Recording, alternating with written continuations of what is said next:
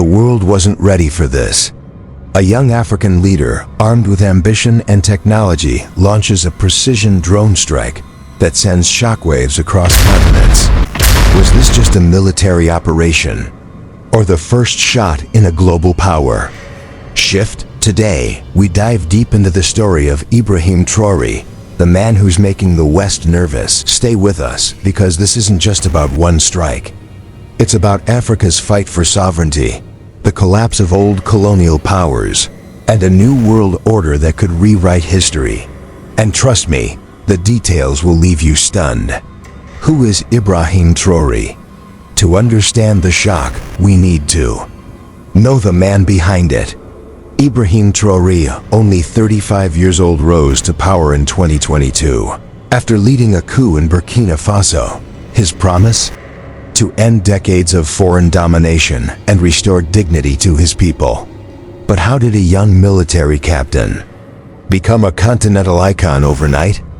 Burkina Faso, like many African nations, has been trapped in a cycle of poverty, despite sitting on gold mines and rich natural resources.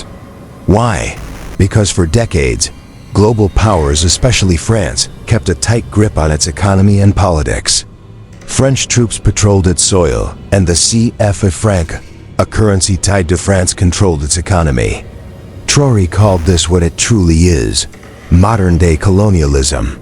He didn't just talk, he acted. Within months, French forces were ordered to leave. The tricolor flag came down. And for the first time in decades, Burkina Faso declared itself free from Western military presence.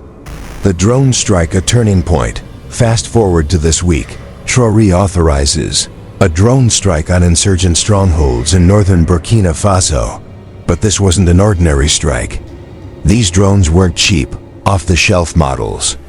These were military-grade UAVs, the kind you'd expect from major global powers, not a small, landlocked African nation. Analysts were stunned. Where did they come from? Some point to Russia, hinting at growing ties between Burkina Faso and Moscow after relations with France soured. Others whisper about a secret African defense alliance. Could it be that African nations are finally pooling resources to build their own security infrastructure? If so, that's historic.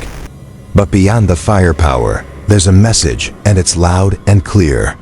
The message to the West: Traoré's strike says one thing: Africa is done being controlled. For centuries, Western powers dictated Africa's fate. Even after independence, they stayed in control through economic traps, political influence, and military presence.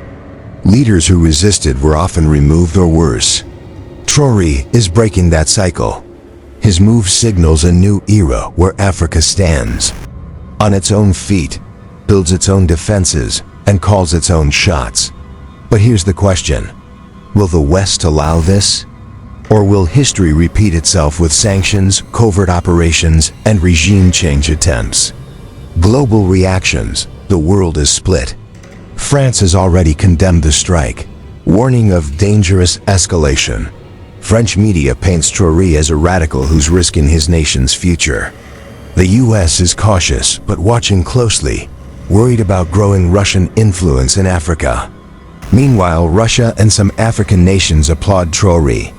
On social media, he's hailed as a hero, a modern Thomas Sankara who refuses to kneel before foreign powers. Hashtags like #AfricaRising and #TRAOR, the lion, are trending across the continent. But not everyone is cheering.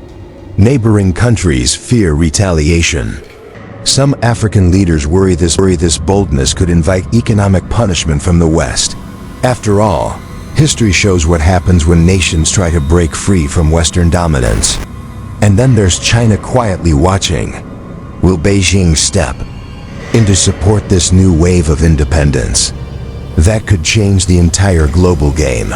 What happens next? So what comes after this strike? Will Burkina Faso face sanctions? Will Western powers push back harder? Or will Traoré inspire a domino effect across Africa, where countries unite, defend their sovereignty, and finally claim the respect they deserve? We're standing at the edge of something big.